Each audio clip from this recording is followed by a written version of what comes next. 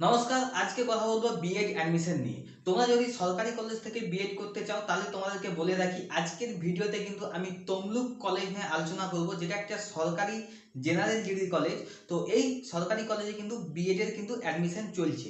তো আজকের ভিডিওতে বিএড কোর্স সম্পর্কে আলোচনা করব এবং কোন কোন টপিকের উপর আলোচনা করব সেটা হচ্ছে, প্রথম নম্বরে রয়েছে আমরা বিএড কেন করব, দ্বিতীয় নম্বর এলিজিবিলিটি ক্রাইটেরিয়া রয়েছে, তৃতীয় নম্বর সিলেকশন প্রসেস, চতুর্থ নম্বর টোটাল সিট, তারপরে ফিস নিয়ে আলোচনা করব, তারপরে রয়েছে ইম্পর্টেন্ট ডকুমেন্টস, তারপরে ইম্পর্টেন্ট ডেটস, তারপর রয়েছে এক্সট্রা টপিক অ্যানাদার কলেজ।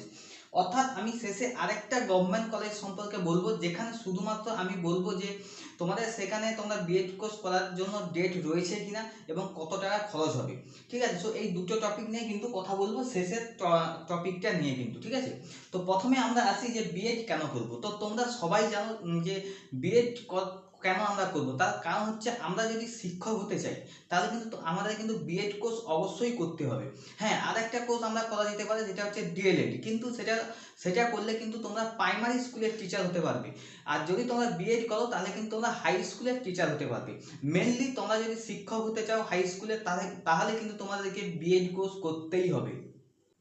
দ্বিতীয় নম্বর টপিক হচ্ছে এলিজিবিলিটি ক্রাইটেরিয়া। তোমরা যদি বিএড কোর্সে ভর্তি হতে চাও তাহলে তোমাদের ক্রাইটেরিয়া কি রয়েছে। প্রথমত তোমাদের কিন্তু গ্র্যাজুয়েশন পাস থাকতে হবে এবং সাথে 50% নাম্বার থাকতে হবে, তাহলে কিন্তু তোমরা বিএডে ভর্তি হতে পারবে। আরেকটা ক্রাইটেরিয়া, তোমাদের যদি গ্র্যাজুয়েশনে 50% নাম্বার না থাকে তাহলে কিন্তু তোমাদেরকে গ্র্যাজুয়েশন অনার্স সাবজেক্টে কিন্তু 50% না থাকলে তোমাদের কিন্তু honours subject plus pass subject মিলিয়ে 50% থাকতে হবে, তাহলেও কিন্তু তোমরা বিএড কোর্সে ভর্তি হতে পারবে। তাও যদি না থাকে তোমাদের কাছে, তাহলে কিন্তু তোমাদের মাস্টার ডিগ্রিতে 55% নাম্বার থাকলেই কিন্তু তোমরা বিএড কোর্সে ভর্তি হতে পারবে।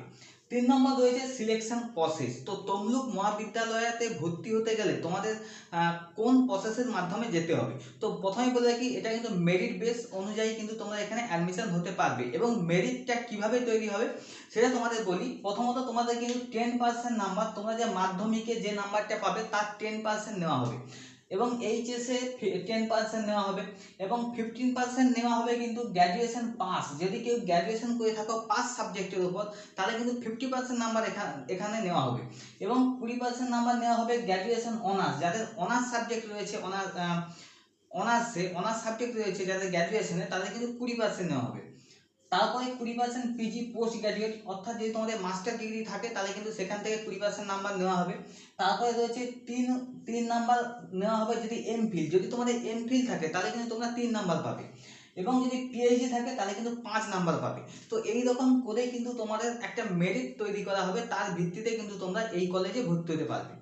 তারপর রয়েছে টোটাল সিট। এখানে কিন্তু টোটাল 100টা সিট রয়েছে, তার মধ্যে 95টা কিন্তু ফ্রেশার স্টুডেন্টের জন্য আর 5টা রয়েছে কিন্তু ডেপুটেড ক্যান্ডিডেটের জন্য। অর্থাৎ যারা এখন স্কুলের শিক্ষক হয়ে গেছে কিন্তু তাদের বিএড কোর্স নেই, তারা যদি করতে চাও তাদের জন্য কিন্তু 5টা সিট রয়েছে। ঠিক আছে, তো এরপর কথা বলবো ফিস, তোমাদের কত টাকা খরচ হতে পারে। তো তমলুক কলেজে যদি তোমরা এই কোর্সে ভর্তি হও তাহলে কিন্তু তোমাদের টোটাল 54,000 টাকা খরচা হবে, অনেকটাই কম। প্রথম ফার্স্ট ইয়ারে কিন্তু তোমাদের 30,000 টাকা এবং সেকেন্ড ইয়ারে কিন্তু তোমাদের 24,000 টাকা দিতে হবে। এই কোর্সটা, এই বিএড কোর্সটা যদি তোমরা প্রাইভেট থেকে করো তাহলে কিন্তু তোমাদের অনেকটা টাকাই খরচ হবে। কোন কোন কলেজ 90,000, কোনো কলেজ 1,00,000, কোনো কলেজ কিন্তু 1,20,000। সেখানে কিন্তু তোমাদের অনেক টাকা কিন্তু খরচ হবে। তোমরা দেখবে যাতে তোমাদের সরকারি কলেজ থেকে করা যেতে পারে। তারপরে যে টপিকটা রয়েছে সেটা হচ্ছে তোমাদের কিন্তু ইম্পর্টেন্ট ডকুমেন্টস তোমাদের মাধ্যমিকের মার্কশিট, এইচএস এর মার্কশিট, গ্র্যাজুয়েশনের মার্কশিট, পোস্ট গ্র্যাজুয়েশনের মার্কশিট, এছাড়া আধার কার্ড, এইগুলো কিন্তু তোমাদের লাগবে। তারপরে রয়েছে ইম্পর্টেন্ট ডেটস, অর্থাৎ তোমাদের অ্যাডমিশন যে চালু হয়েছে কত থেকে কত অবধি।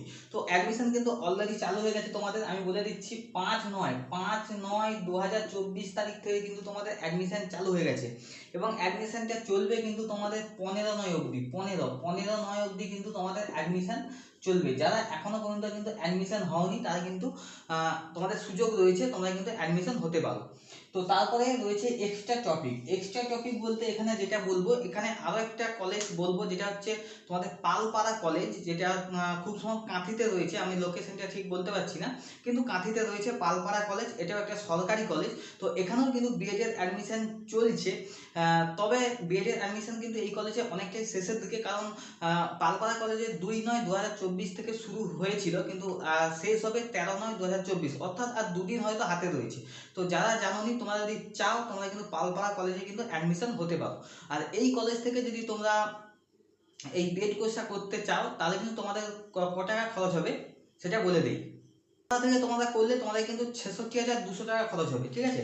কত টাকা? 66,200 টাকা। 66,200 টাকা কিন্তু টোটাল তোমাদের কিন্তু খরচ হবে 2 বছরে, কিন্তু টোটাল 66,200 টাকা। আর তমলুক কলেজে কত বলছিল 2 বছরে? 54,000 টাকা। তাহলে তমলুক কলেজে ভর্তি হলে কিন্তু তোমাদের কম খরচ হচ্ছে, আর যদি তোমরা পালপাড়া কলেজে ভর্তি হও তাহলে কিন্তু তোমাদের একটু বেশি, 66,200 টাকা। তুলনামূলকভাবে কিন্তু একটু বেশি, কিন্তু প্রাইভেট কলেজগুলোর থেকে কম, কারণ প্রাইভেট কলেজে আরও কিন্তু টাকা নিয়ে থাকে। তো যারা স্বপ্ন দেখছো যে শিক্ষক হবে তারা কিন্তু অবশ্যই তোমাদেরকে বিএড কোর্স করতে হবে, এবং বিএড কোর্স যদি করতে চাও তোমরা তমলুক কলেজ থেকে কিন্তু করতে পারো।